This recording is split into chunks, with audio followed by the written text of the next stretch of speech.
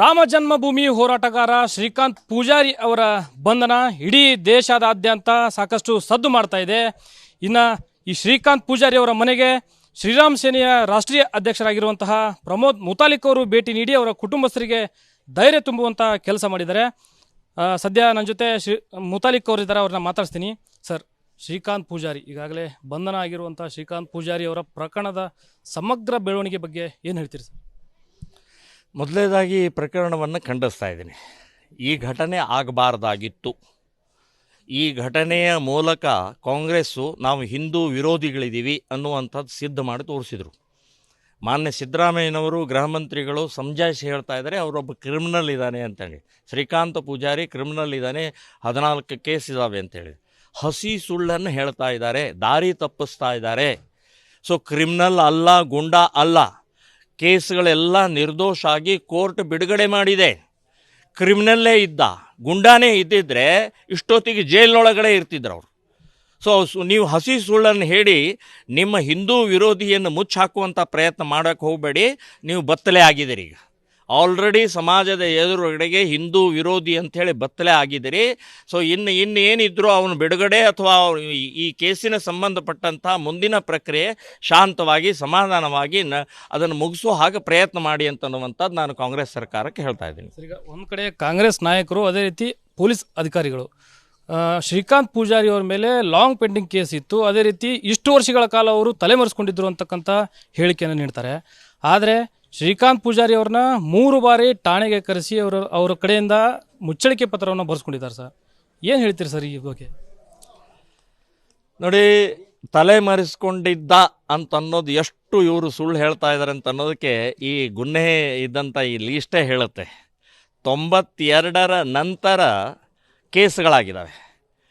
98 case ಆಗಿದೆ, 96ಕ್ಕಾಗಿದೆ, 2002ರಲ್ಲಾಗಿದೆ, 2004ರಲ್ಲಾಗಿದೆ. Court attend ಆಗಿದ್ದಾರೆ, ಜಾಮೀನು ತೊಗೊಂಡಿದ್ದಾರೆ, ಪೊಲೀಸ್ ಸ್ಟೇಷನ್ ಭೇಟಿ ಕೊಟ್ಟಿದ್ದಾರೆ, ಬಾಂಡ್ಗಳನ್ನು ಬರೆದು ಕೊಟ್ಟಿದ್ದಾರೆ. ಸೊ ಇವೆಲ್ಲ ಪ್ರಕ್ರಿಯೆ ಕೂಡ ಪೊಲೀಸ್ ಸ್ಟೇಷನ್ ಸುತ್ತಮುತ್ತಲೇ ಆಗಿದೆ. ಅಂದರೆ ನೇರವಾಗಿ ಅವರೆಲ್ಲ ಓಡಾಡಿದ್ದಾರೆ. ಅವಾಗ ಯಾಕೆ ಅರೆಸ್ಟ್ ಮಾಡಲಿಲ್ಲ? ಅವಾಗ ಅರೆಸ್ಟ್ ಮಾಡ್ಬೋದಾಗಿತ್ತಲ್ಲ. ಸೊ ಮೇಲಿನ ಸೂಚನೆ ಅಂದರೆ ಕಾಂಗ್ರೆಸ್ ಸರ್ಕಾರ ನೇರವಾಗಿ ಇಡೀ ಕರ್ನಾಟಕದಲ್ಲಿ ಎಲ್ಲಿ ಹಿಂದೂ ಕಾರ್ಯಕರ್ತರು ರಾಮ್ ಭಕ್ತರ ಮೇಲೆ ಕೇಸಸ್ ಇದ್ದಾವೆ ಅವ್ರನ್ನೆಲ್ಲರನ್ನು ಬಂಧನ ಮಾಡಿ ಸೂಚನೆ ಬಂದಿದ್ದರಿಂದನೇ ಈ ಘಟನೆ ಆಗಿದೆ ಅಂತ ಅನ್ನೋದು 100ಕ್ಕೆ 100 ಸತ್ಯ.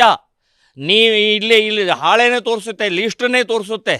ಸೊ ಹಾಗಾಗಿ ಜನರ ದಾರಿ ತಪ್ಪಿಸುವಂಥ ಕೆಲಸ ದಯವಿಟ್ಟು ಮಾಡೋಕ್ಕೆ ಹೋಗಬೇಡಿ ಅಂತನ್ನುವಂಥದ್ದು ಹೇಳ್ತಾ ಇದ್ದೀನಿ. ಈಗ ರಾಮ ಭಕ್ತರ ಬಂಧನ ಒಂದು ಕಡೆ ಆದರೆ, ಇದೇ ಕಾಂಗ್ರೆಸ್ ನಾಯಕರಾಗಿರುವಂಥ BK ಹರಿಪ್ರಸಾದ್ ಅವರು ಮತ್ತೊಮ್ಮೆ ಗೋಧ್ರಾ ಹತ್ಯಾಕಾಂಡದಂಥ ಘಟನೆ ಮರುಕಳಿಸುತ್ತೆ ಅಂತಕ್ಕಂಥ ಒಂದು ಮಾಹಿತಿಯನ್ನು ಕೊಡ್ತಾರೆ.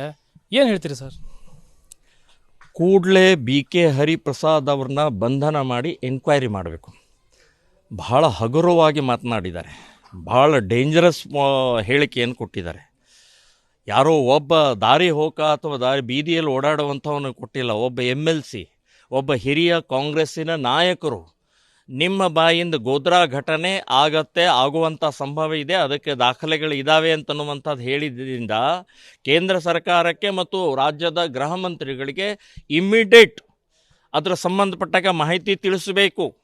ಇಲ್ಲಾದರೆ ಈ ರೀತಿ ಬಹಿರಂಗ ಹೇಳಿಕೆ ಕೊಟ್ಟು ರಾಮ ಭಕ್ತರನ್ನು ಹೆದರಿಸುವಂಥ ಪ್ರಕ್ರಿಯೆ ಮಾಡೋಕ್ಕೆ ಹೋಗಬೇಡಿ.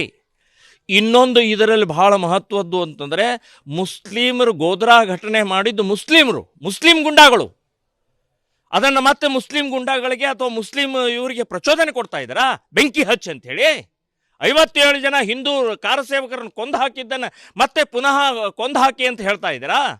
ಅಥವಾ ಕಾಂಗ್ರೆಸ್ನವರೇ ಇದನ್ನು ಪ್ಲ್ಯಾನ್ ಮಾಡ್ತಾ ಇದ್ದಾರಾ, ಯೋಜನೆ ಮಾಡ್ತಾ ಇದ್ದಾರಾ ಎಲ್ಲೋ ಬೆಂಕಿ ಹಚ್ಚಕ್ಕೆ? ಇದಕ್ಕೆ BK ಹರಿಪ್ರಸಾದ್ ಅವರು ಉತ್ತರ ಕೊಡಬೇಕು ಅಂತನ್ನುವಂಥದ್ದು ನಾನು ಹೇಳ್ತಾ ಇದ್ದೀನಿ.